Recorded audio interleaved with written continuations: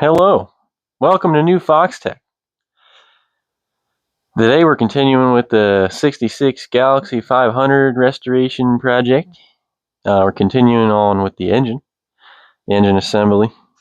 But for now I'm going to start with cleaning up this oil pan here. So I'm just going to do a snap edit for that so I can just get her done, get her knocked out. Then my new oil pump gasket came in, so once the pan's ready, then we'll move on to putting the oil pump on and the sump, and then I think by the end of the day, I can definitely get the pan on. That'd be awesome. So, I just want to, guys, I'm a smaller guy, okay? I'm about 140 pounds, 5 foot 10, 5 foot 11.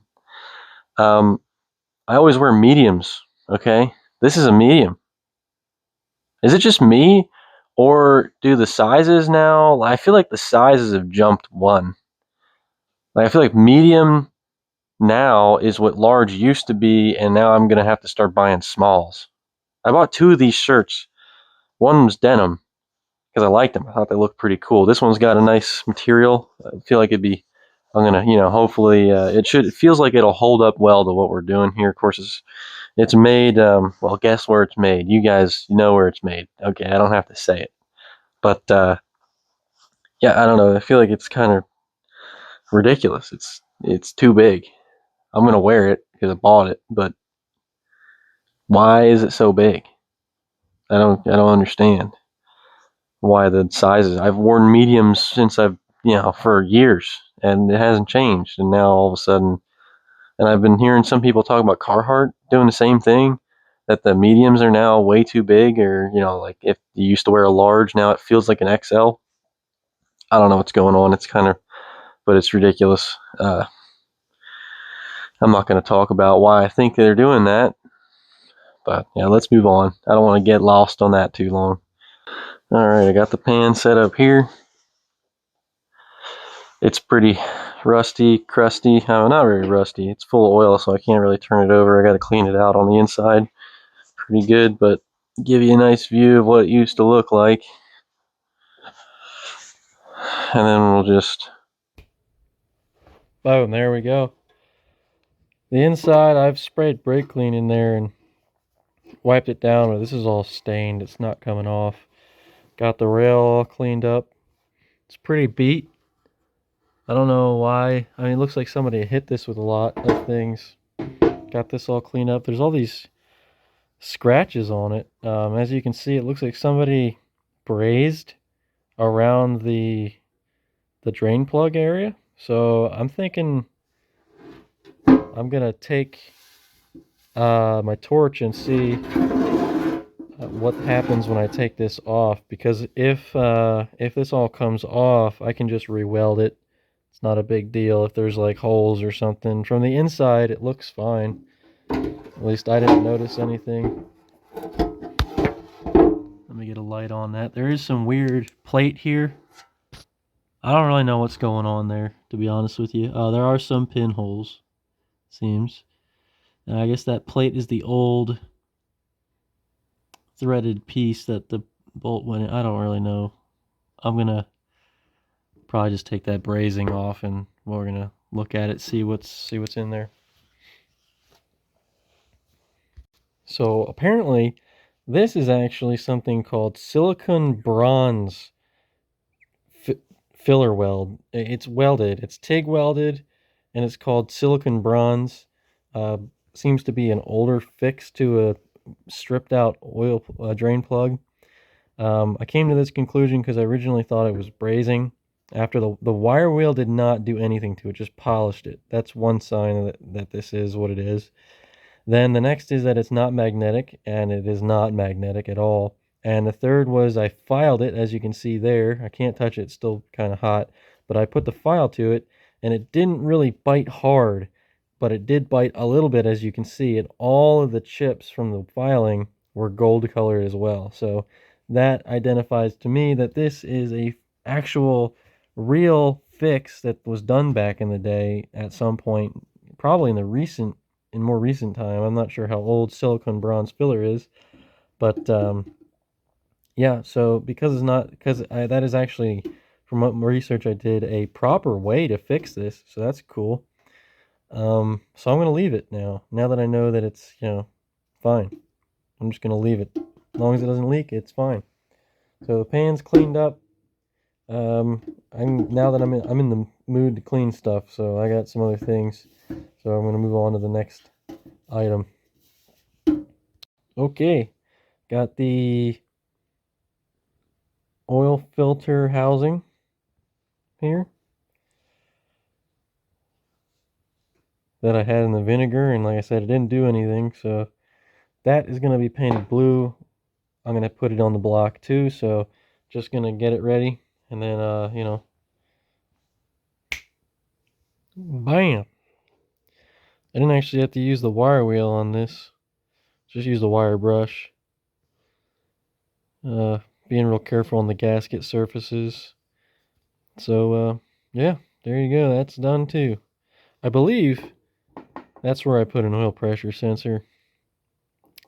I'll check on that though. Alright, so I've moved the head here onto the table so that I can get to both sides, because I tried to use this valve spring compressor to because I figured since the heads are nice and open all the way around the valves here, and that'd be easy to access. The problem I'm running into here is that this has a two-piece, like on the I'm not familiar with this because the modulars are different. The modular, that and this are one. So when you just push the whole thing down and then these retainers pop out. But this one, this inner ring for every single one of these is stuck. So when you put the valve spring compressor on there, you can move the spring, this outer piece, but that will not come loose. And then with this thing there in the way, there's no way to get around that. So I had to upgrade to the big old C-clamp style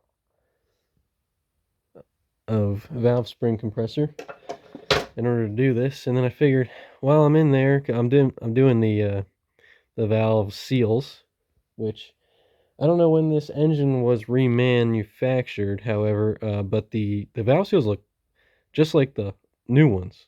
But I'm going to put the new ones in anyway, and I'll keep the old ones around just in case, because I mean they're malleable and everything. They look fine. There's no tears or anything, so they look good. And also while I'm in here, I'm going to lap the valves because one, I've never done it. So I kind of want to, this is one I cleaned up with a wire wheel on the back here. And so I'm going to lap the valves. I got a valve lapper and lapping compound from my local parts store. And I'll just show that's what that looks like right now. And then I'll just, all right, there you go. So there's a nice uniform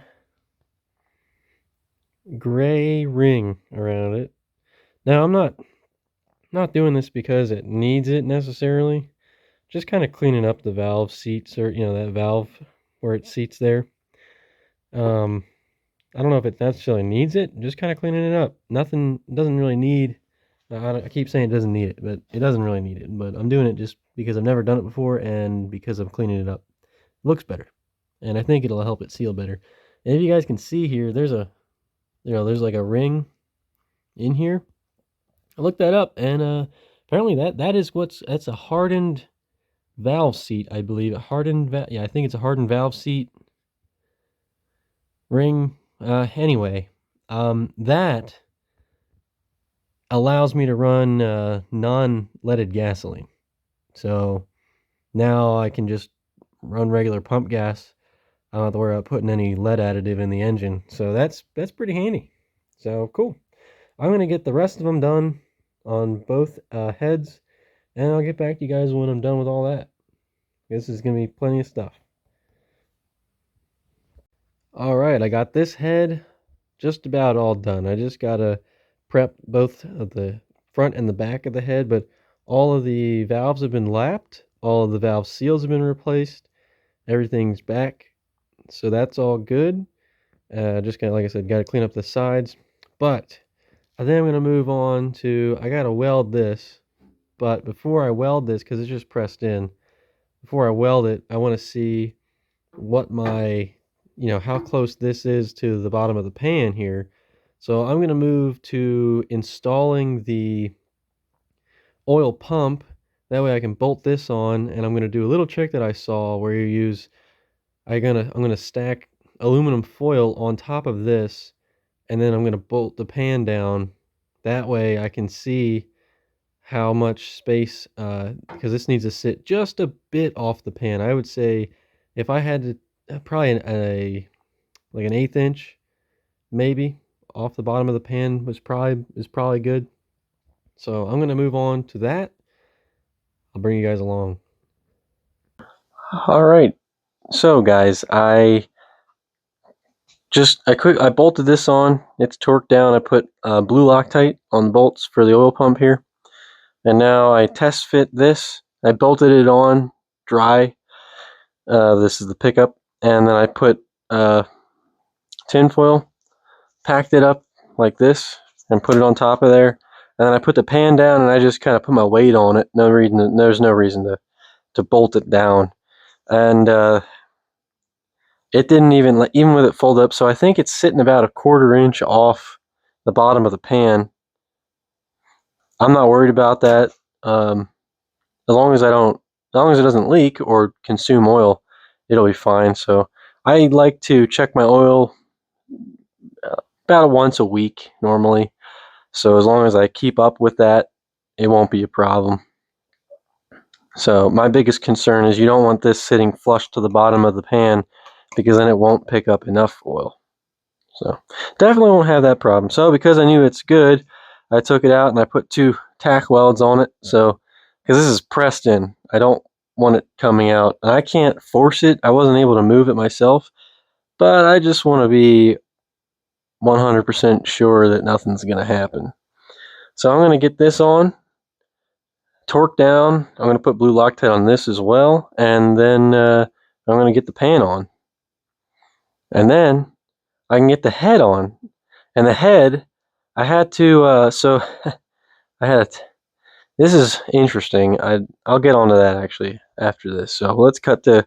I'm gonna time lapse me putting the pan on. I'll skip this. You don't need the. You know what I'm doing. So skip to the pan.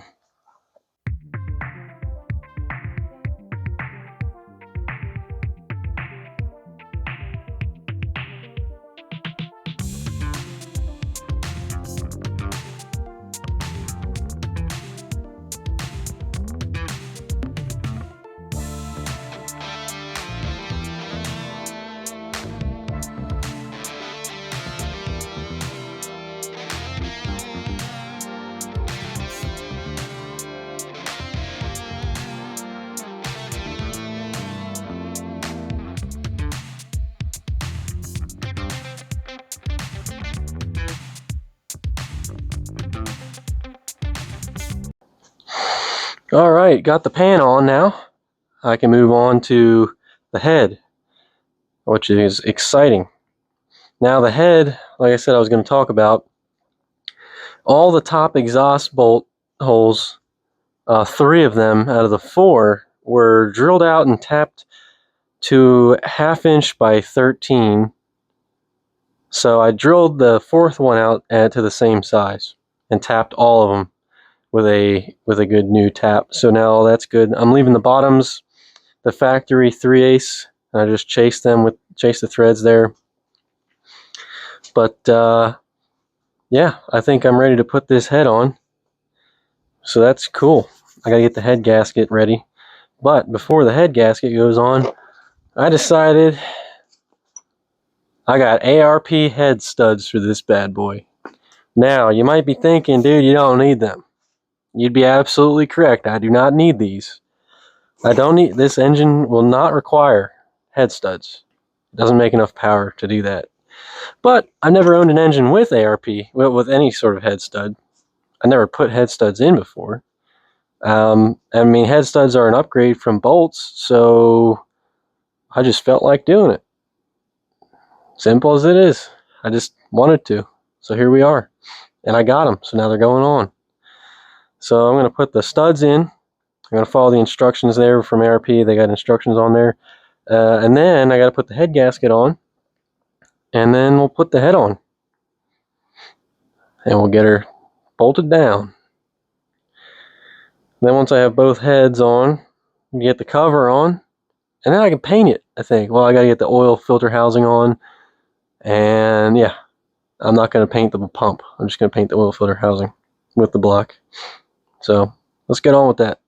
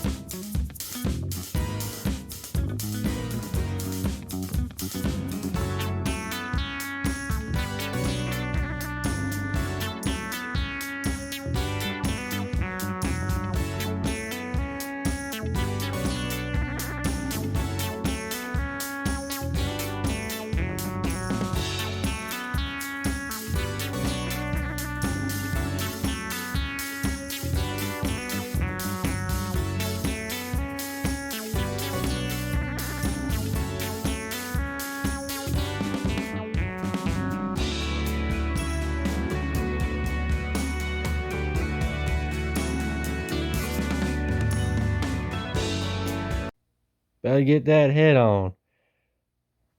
Bippity bop. Heads on the block. There we go. Moving on to the timing cover soon. Alright. So now the heads are on. The pan is on. The pump is in. The pickup's on.